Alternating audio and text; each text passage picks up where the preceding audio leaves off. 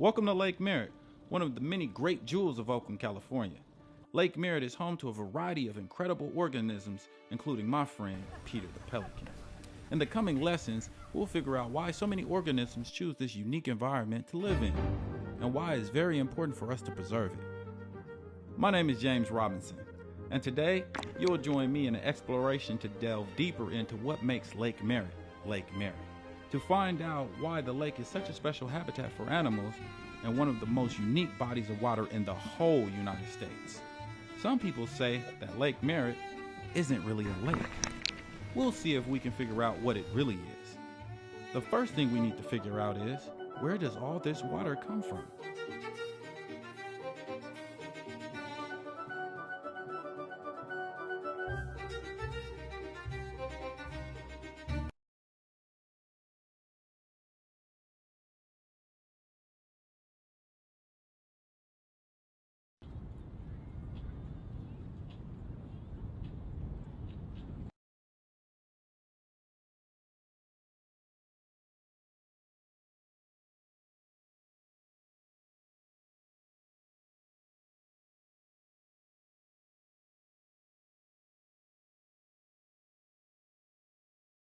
Salt water from the San Francisco Bay flows into Lake Merritt through a narrow channel.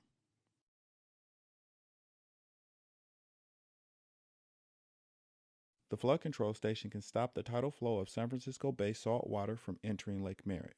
The flood control station can also pump water out of Lake Merritt to prevent flooding.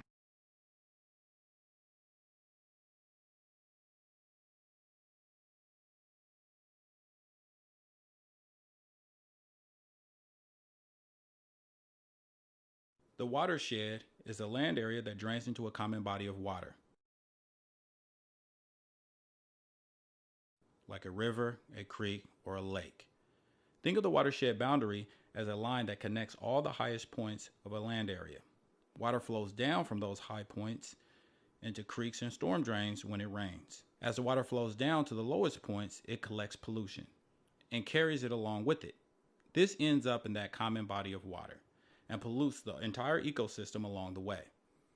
Our direct actions affect the water that we and plants and animals depend on. And it is up to us to keep the watershed clean.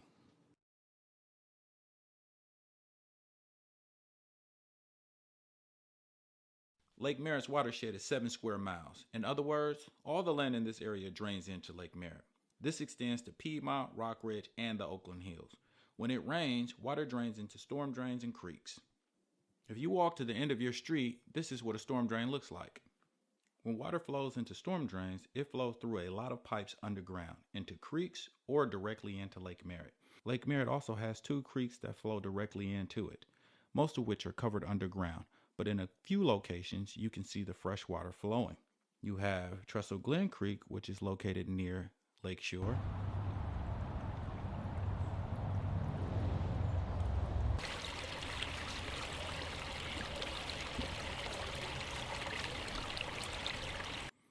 And you have Glen Echo Creek, which is located near Broadway.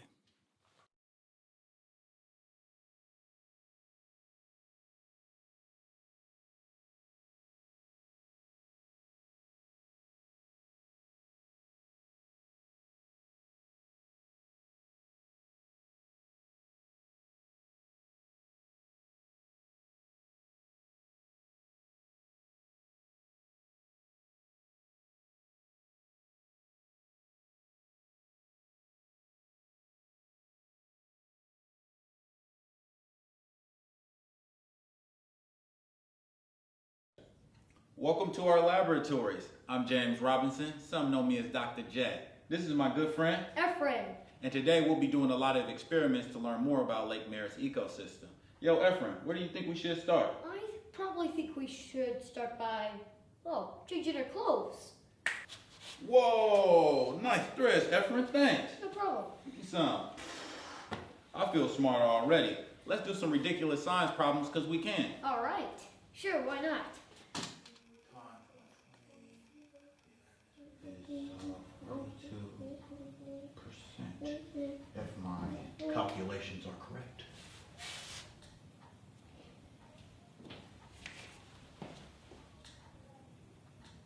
I like pie. Efren, what should we test first? How about the water, so we can see what's inside Lake Merritt? Great idea.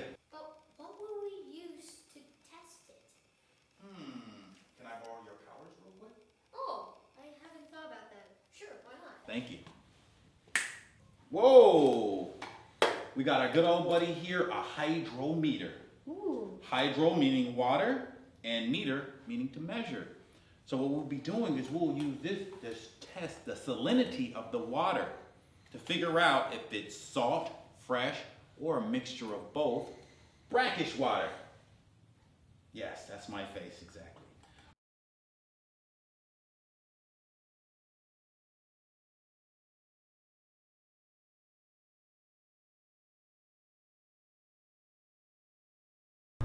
So we're gonna go out and we're going to test and see if we can find some fresh, salt, and brackish water. How does that sound, Efren?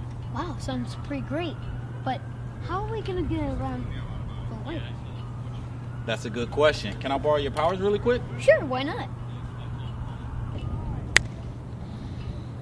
Hey, wow. There we go. Yeah.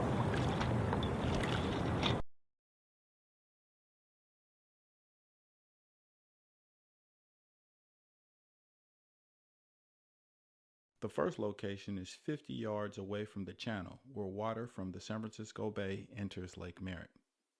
The second location is 50 feet away from where storm drain water is flowing directly into Lake Merritt. Lastly, the third location is directly in front of a storm drain where water is flowing into Lake Merritt.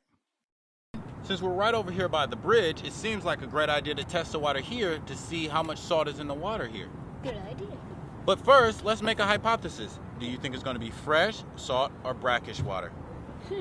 I think it might be brackish. Let's see. Hydrometer. All right. If I pull it up, we're going to wait a while just so everything can settle down so we can get an accurate reading. All right, so where do you think where's it pointing? About 36, between 36 and 38. About 36 parts per thousand. So what does that mean? What kind of water is this? Salt. Salt water, because in the classroom it said if the measurement is above 28 parts per thousand, it's going to be salt water, correct? Correct. Yes, and we got 36 parts per thousand. There we go. Now I want to taste it to see if it really tastes good. I don't think, James? Oh, yes. Are you all right? James? James? I feel much better now. All right, Efren, so now we have a storm drain behind us. Okay. And we have 62 storm drains coming into Lake Merritt. Cool. So what is your hypothesis? I think my hypothesis would be fresh. A little salty here. Yes. At the second location, we got 17 ppt, which is brackish water.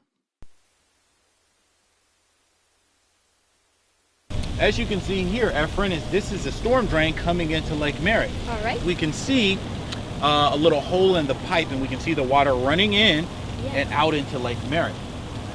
So as a scientist, what is your hypothesis? Do you think this water is going to be fresh, salt, or brackish water? Since the water is clearly shallow, I think here it would be fresh. Oh, very interesting hypothesis. Okay. What is the reading? It seems to be... Wait for it. Huh.